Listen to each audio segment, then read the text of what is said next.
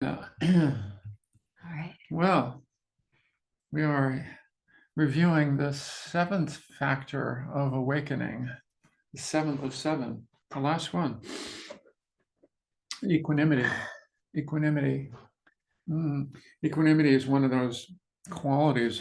It's really considered to be a heart quality. A lot of people think of it as a kind of a cognitive quality, or and a not very interesting one. It's kind of a little bit indifferent, maybe a little bit boring, a little bit. What's the big deal about equanimity? But it's really given quite high stature in Buddhist psychology. It's considered to be very much connected with a deeper sense of ease and contentment. Yeah. And it's one of the four immeasurables. It's also one of the Brahma Viharas, right? Yeah. Um, Metta, compassion, gladness or mudita, and equanimity. Mhm. And so there's a lot there with equanimity. In fact, in the abidings, you may have heard the the celebration of the four abidings.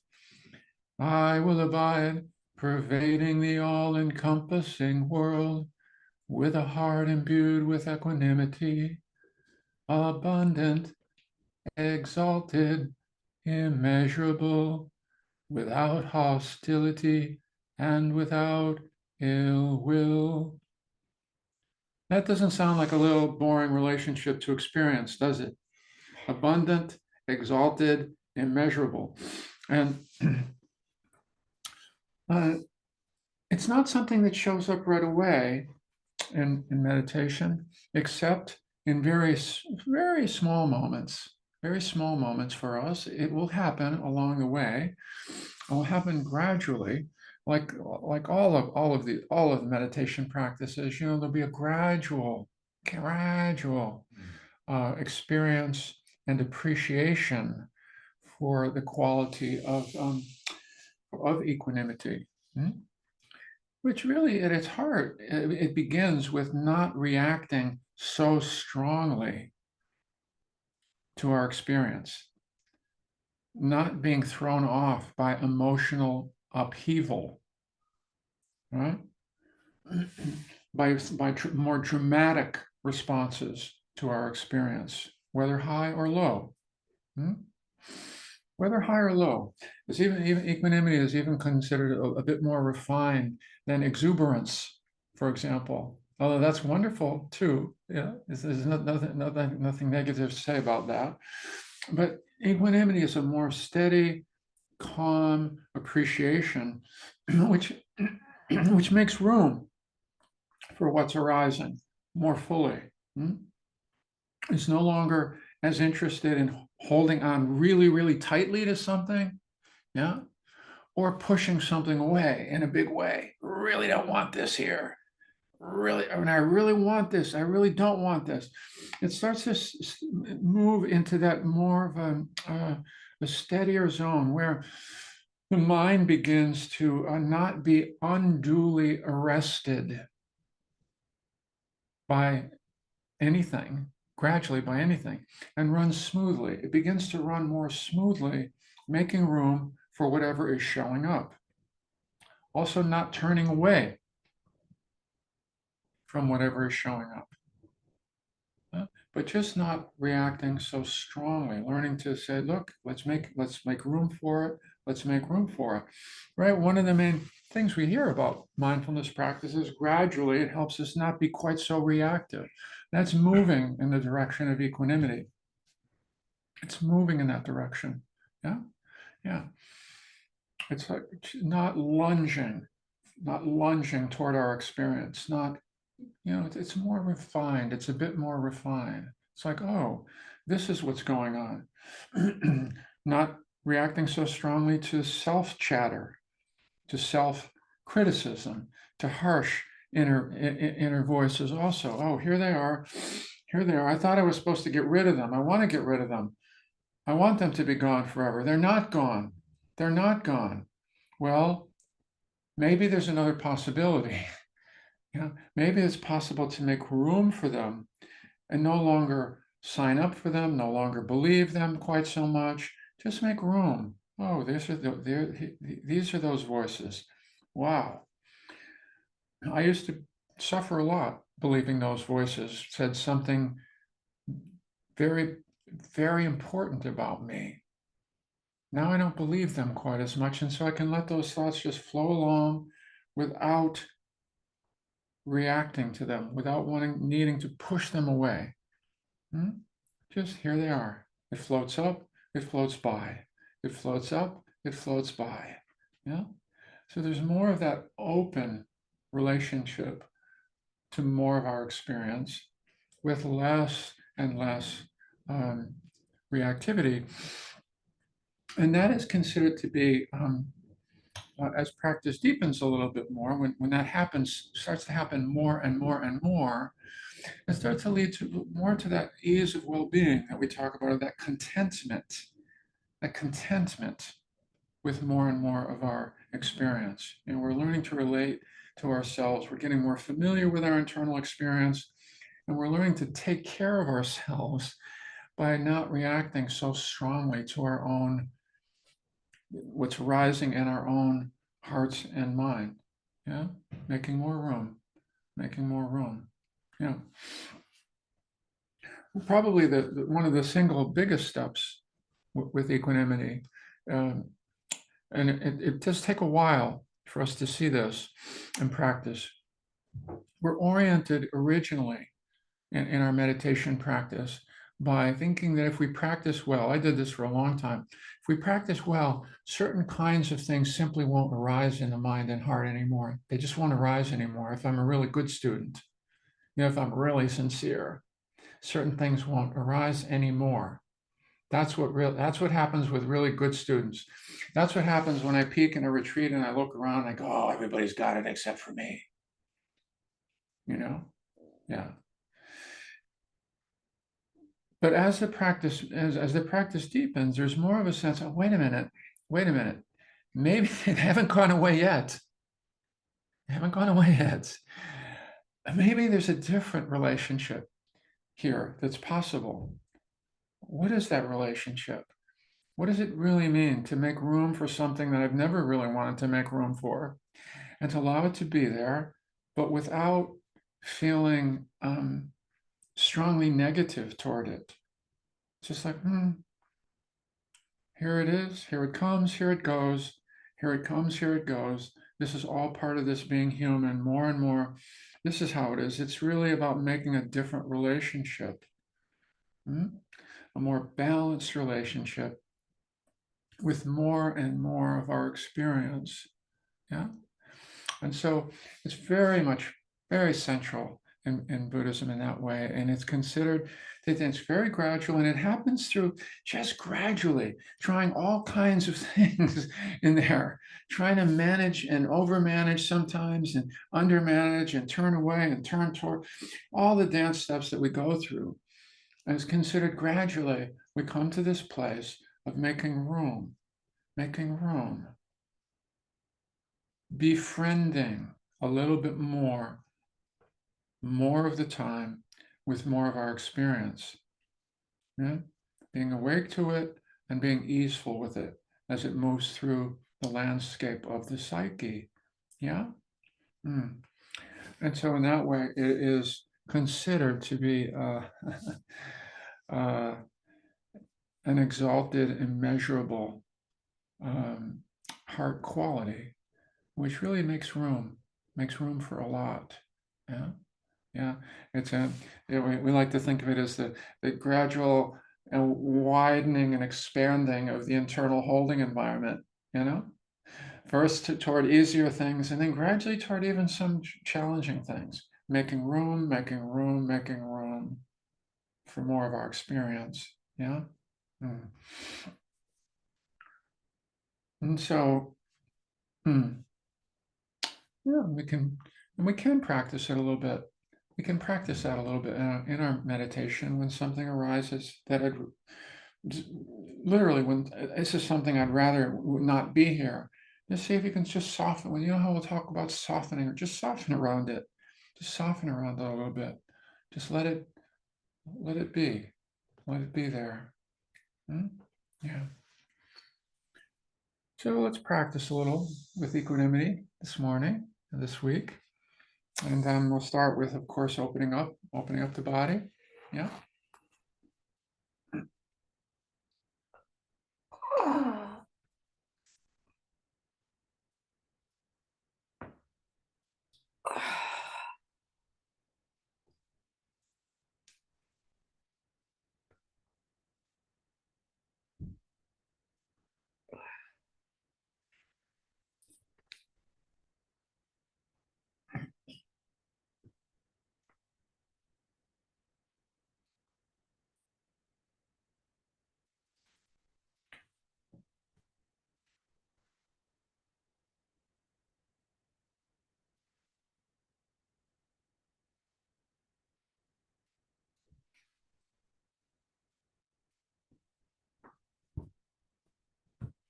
In the divine embodings, I love that the very ending of that.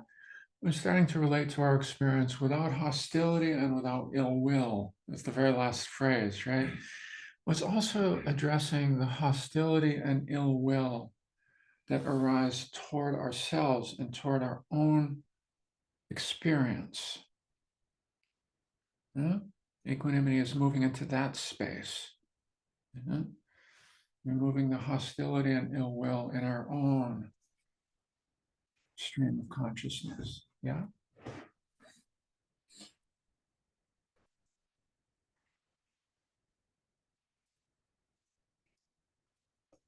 So when you're ready, beginning to slow it down,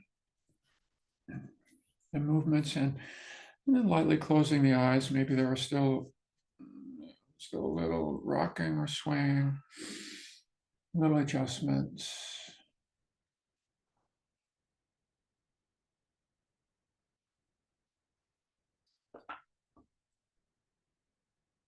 And the intention there to orient towards settling, to drop down into the breath, the body.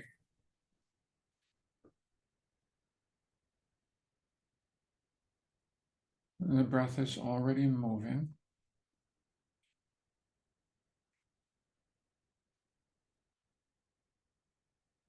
Just noticing that we don't have to move it.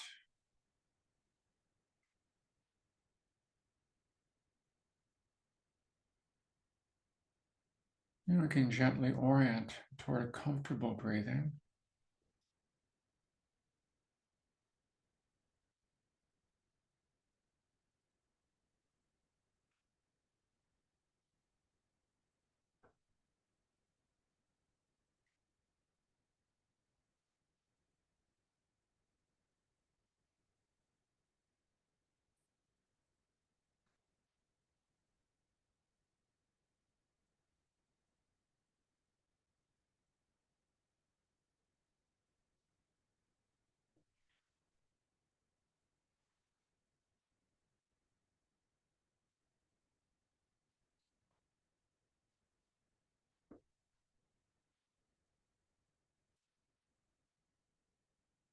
And part of the intention, if we're to emphasize more equanimity in our practice session right now,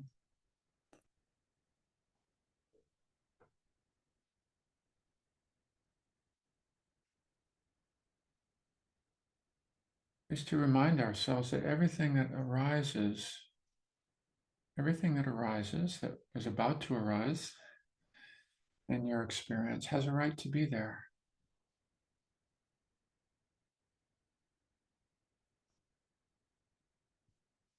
has a right to announce itself.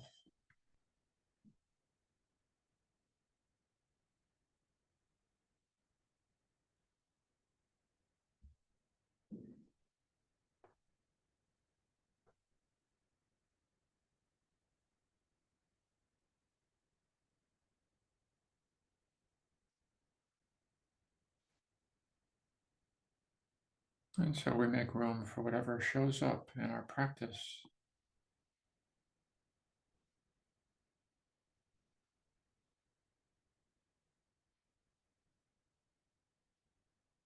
with holding,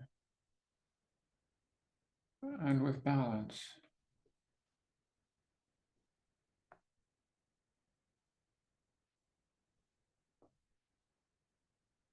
And with care.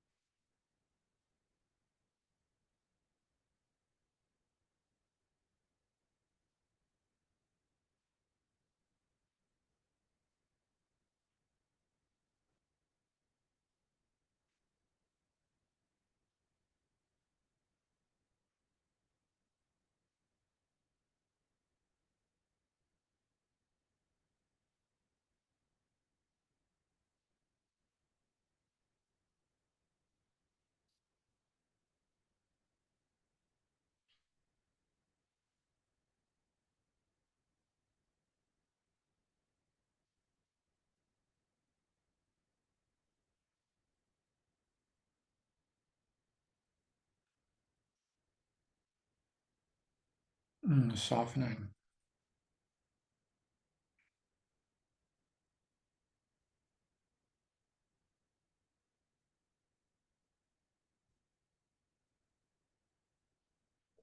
Softening and welcoming whatever's arising in your experience.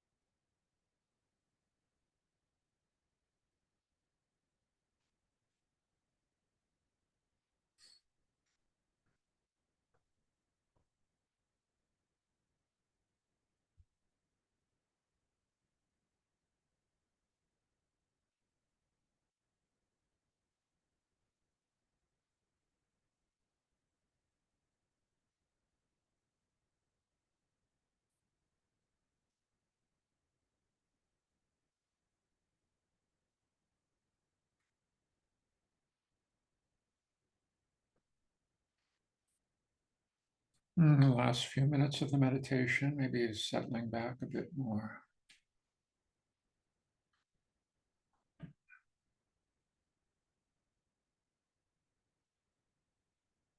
And receiving your experience.